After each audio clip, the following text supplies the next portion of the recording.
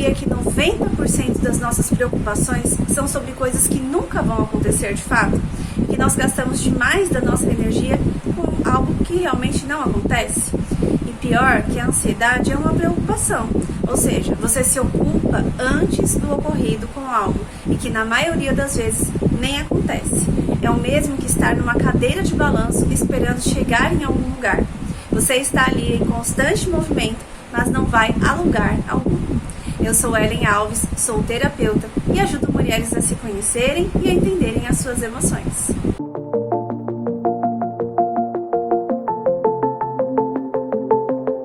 A preocupação, ou melhor, a pré-ocupação, preste atenção nessa palavra, é uma pré-ocupação antes da hora.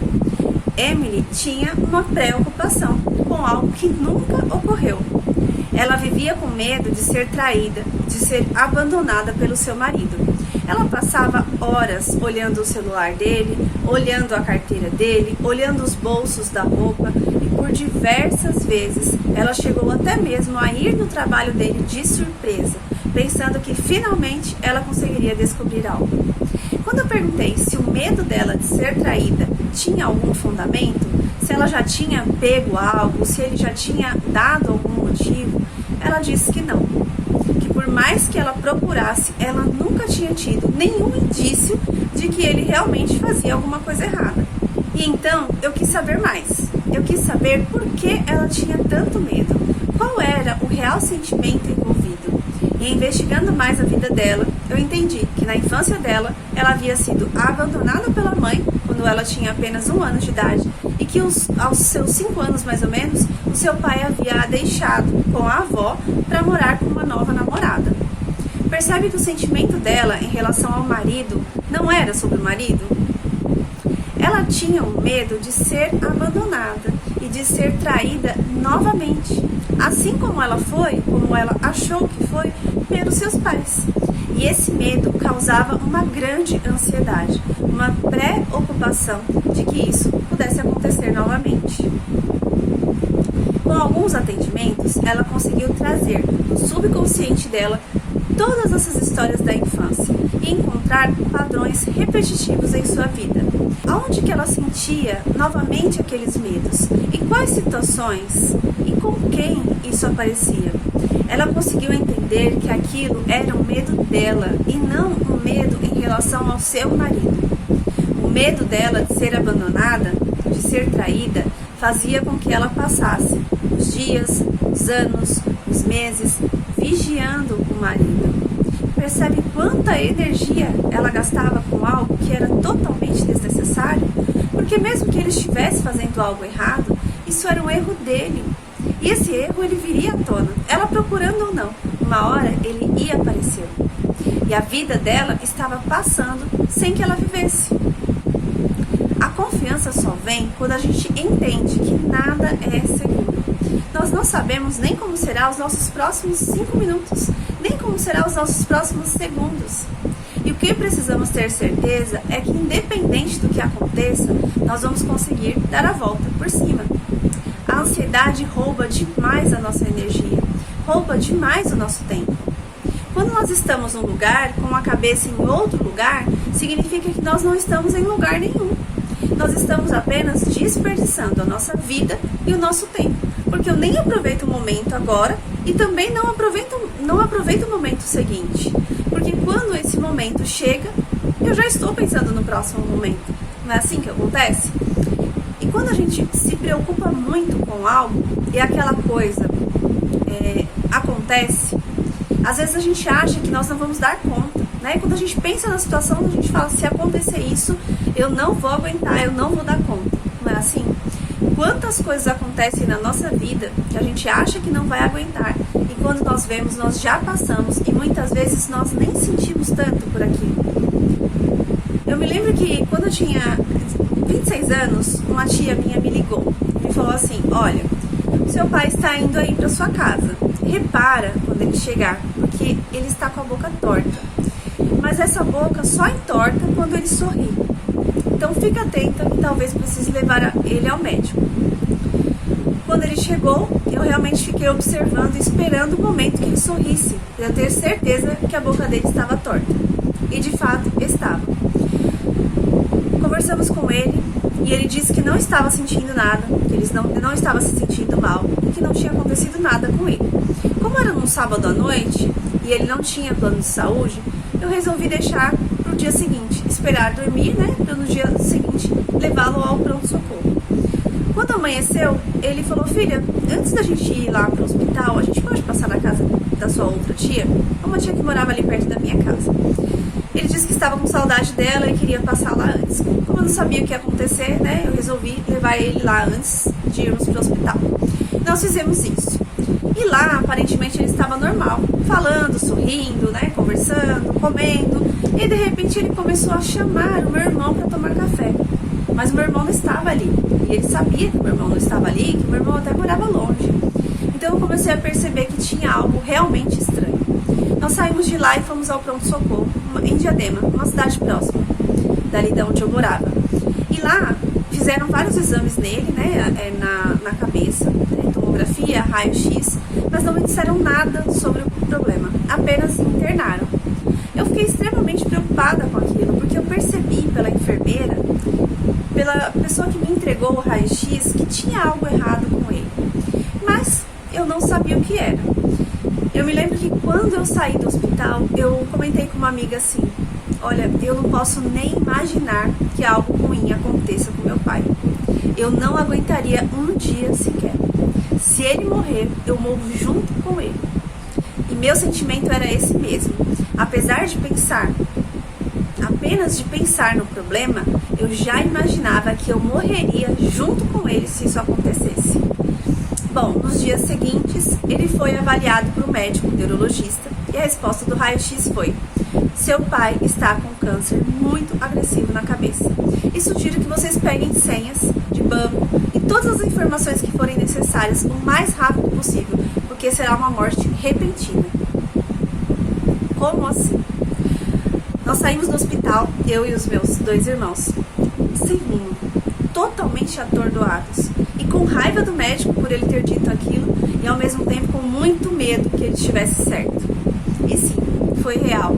Em algumas semanas ele entrou em coma e em torno de 2 meses ele faleceu. A dor foi insuportável. Nunca é fácil perder alguém que a gente ama.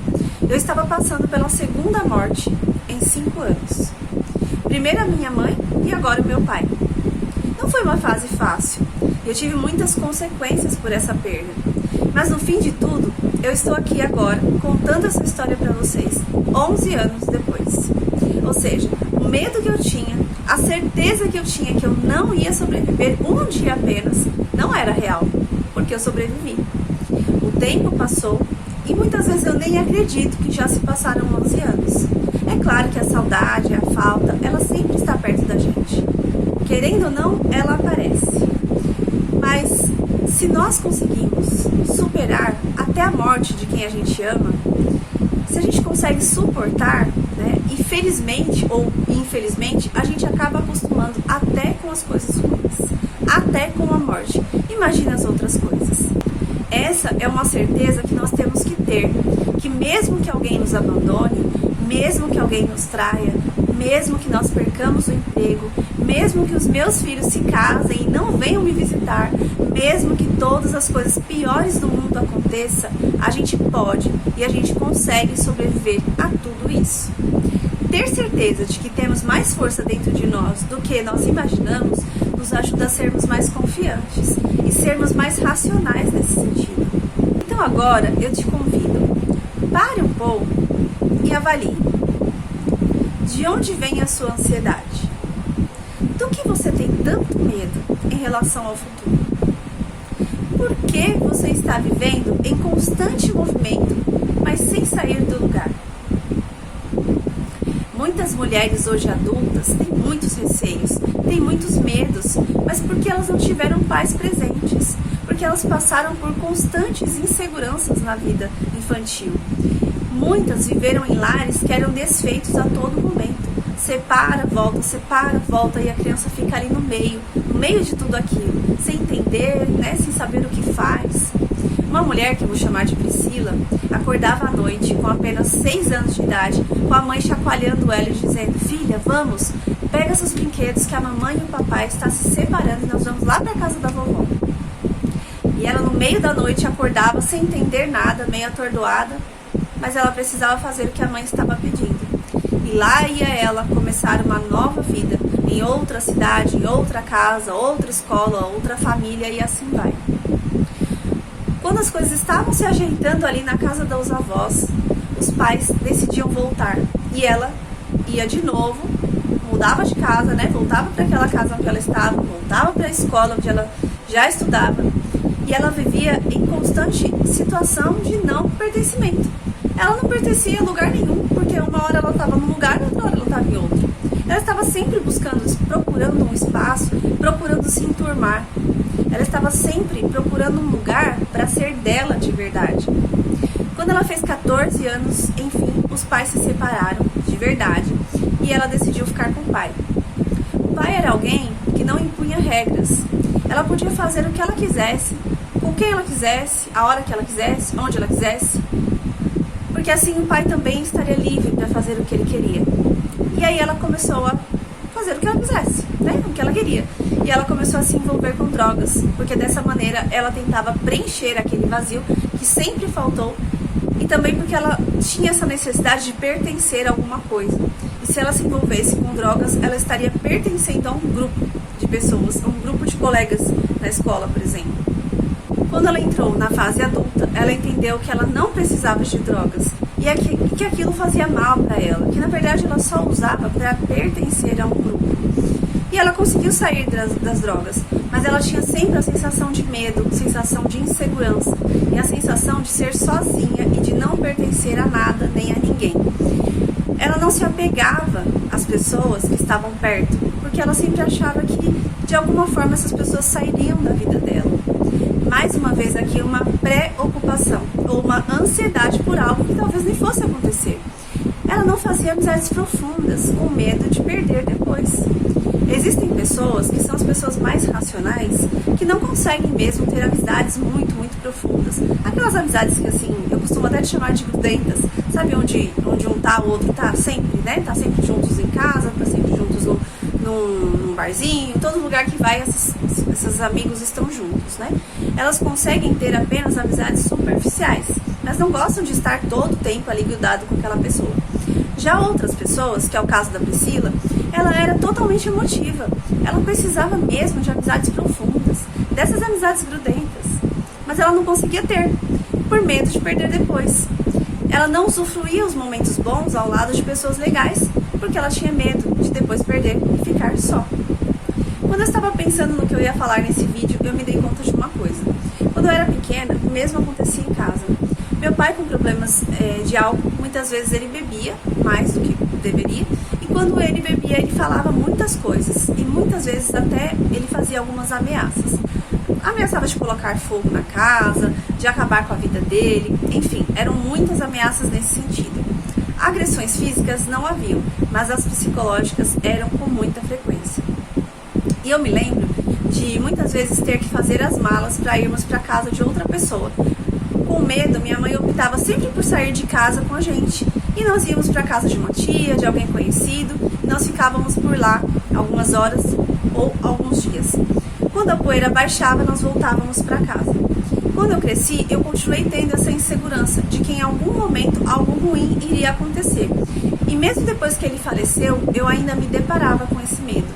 Sem contar que eu também achava que qualquer briguinha já era motivo para fazer as malas. Nossa ansiedade está totalmente ligada ao que vivemos na nossa infância. São marcas que ficam e elas vão se agravando com o passar dos novos acontecimentos que nos levam e elas vão se agravando com o passar dos novos acontecimentos que nos lembram dos antigos. Quando nos sentimos ansiosos,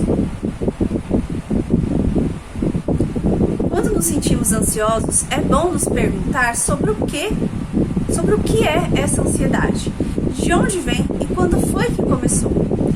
Pessoas muito emocionais são como esponjas. Elas têm a tendência de sentir o que os outros sentem. Por isso, muitas coisas que sentimos são coisas que nós estamos captando dos outros, das pessoas que estão ao nosso redor. E nós precisamos observar como ficamos logo que saímos da presença de alguém.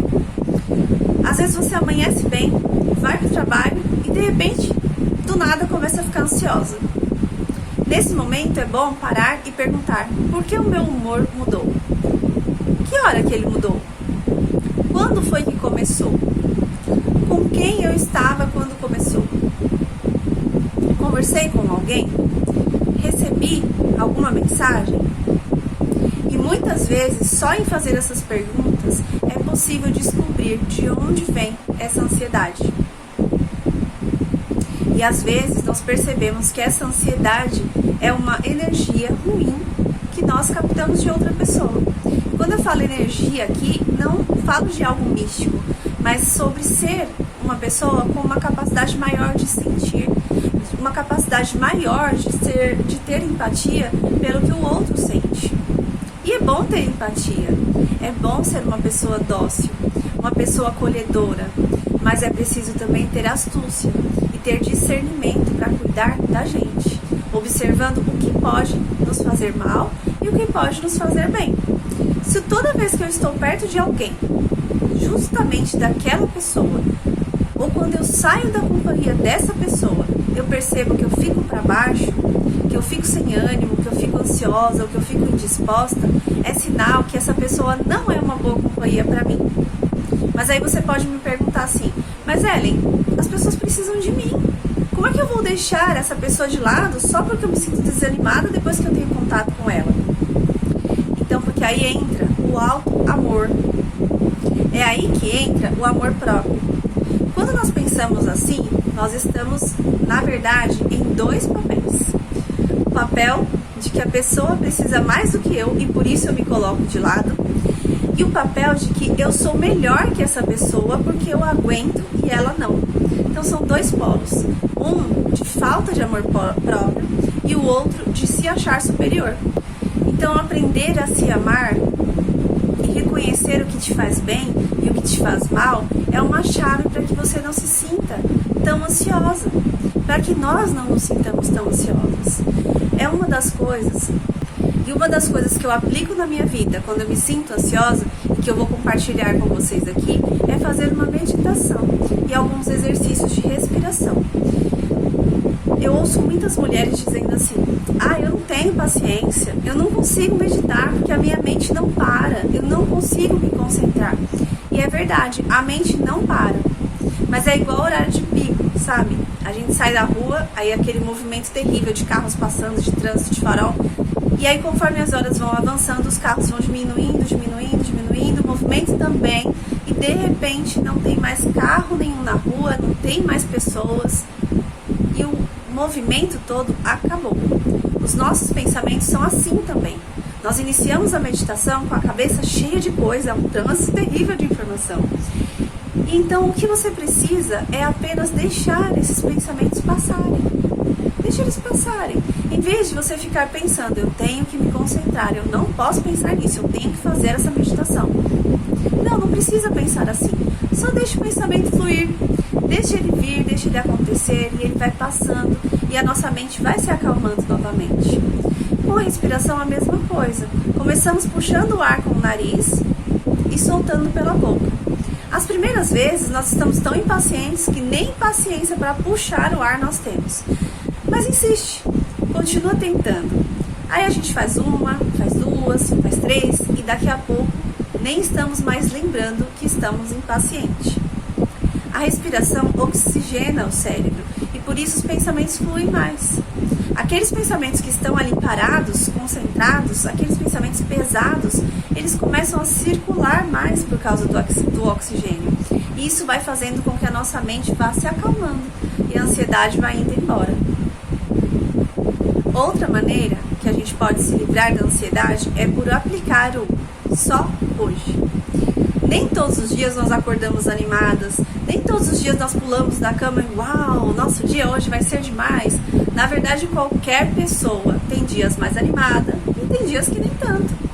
E Então, muitos desses dias é difícil mesmo para sair da cama.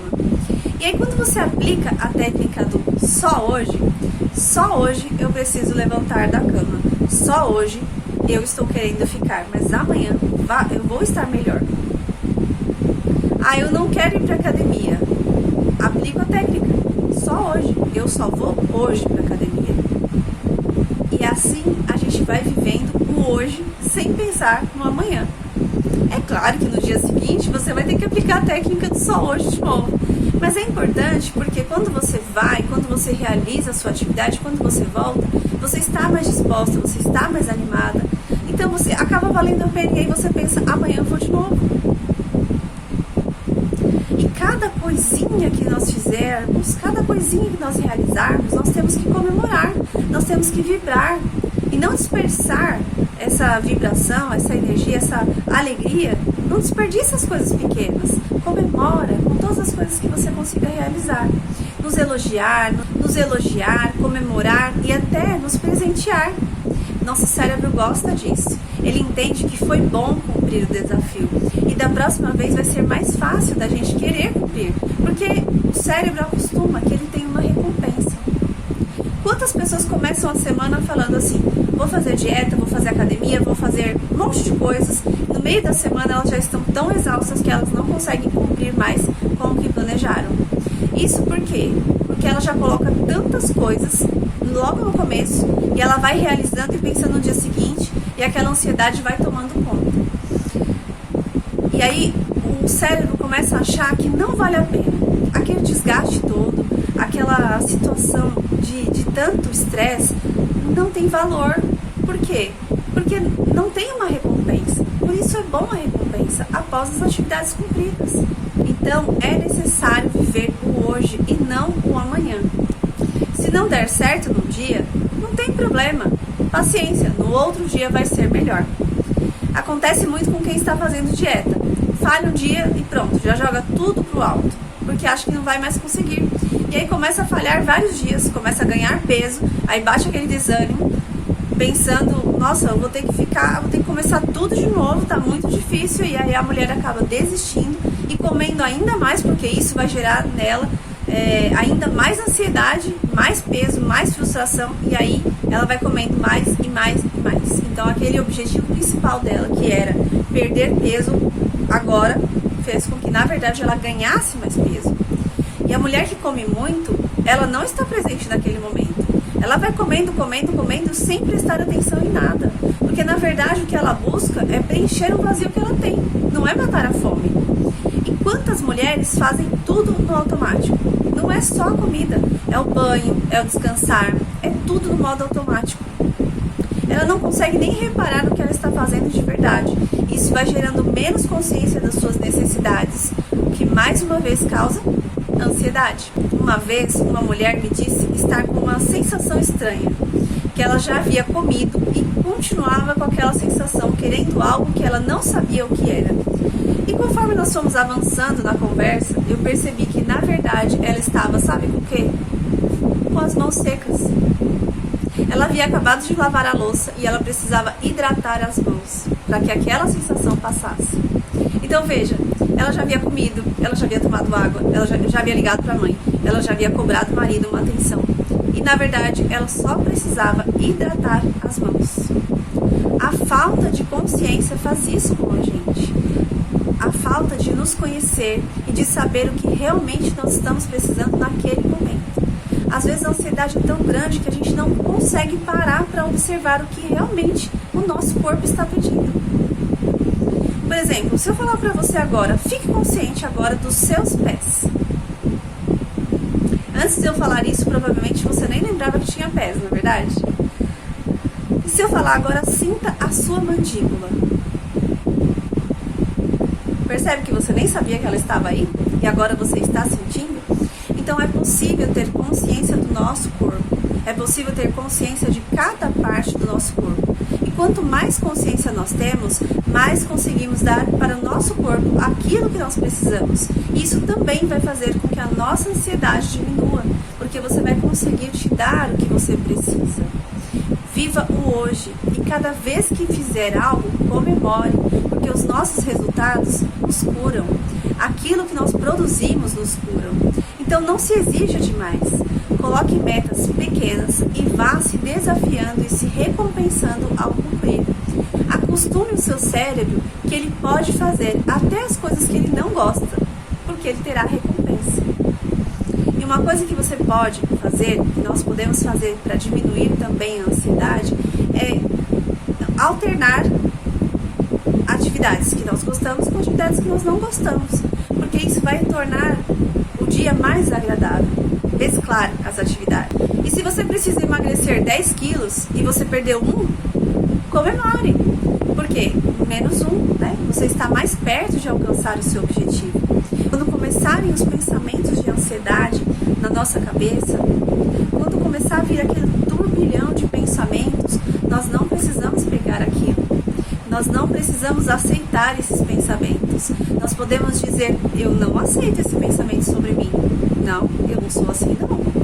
Eu não aceito essa preocupação com o amanhã. Dessa forma, você controla a sua mente e não a sua mente te controla. A ansiedade nos afasta do que nós desejamos. Se nós queremos muito uma coisa e nós começamos a ficar muito ansiosos com aquilo, na verdade a gente acaba afastando. Se a mulher quer muito um namorado, quer muito um marido, ela começa a vibrar na frequência de falta. Então essa mulher gera cada vez mais a frequência de falta. Já reparou que muitas vezes nós nem estamos atrás de nada e as coisas começam a acontecer? Quando não estamos ansiosos, nós não geramos frequência que vai repelir o que desejamos. A ansiedade repele tanto coisas como pessoas. Podemos trabalhar a nossa mente para reagir e deixar as coisas fluírem. Se persistirmos todos os dias um pouquinho, todos os dias um pouco de meditação, um pouco de atividade física, um pouco de satisfação por produzir algo, aos poucos nós vamos entrando num estado de excelência, de satisfação, de alegria, de se sentir bem, realizada e entrando em contato com a nossa verdadeira essência. Lembre-se sempre, quando estamos num lugar pensando em outro lugar, na verdade nós não estamos em lugar nenhum. Não vivemos nem uma coisa nem outra. E assim nós estamos desperdiçando a nossa vida. Então vamos aproveitar mais a nossa vida?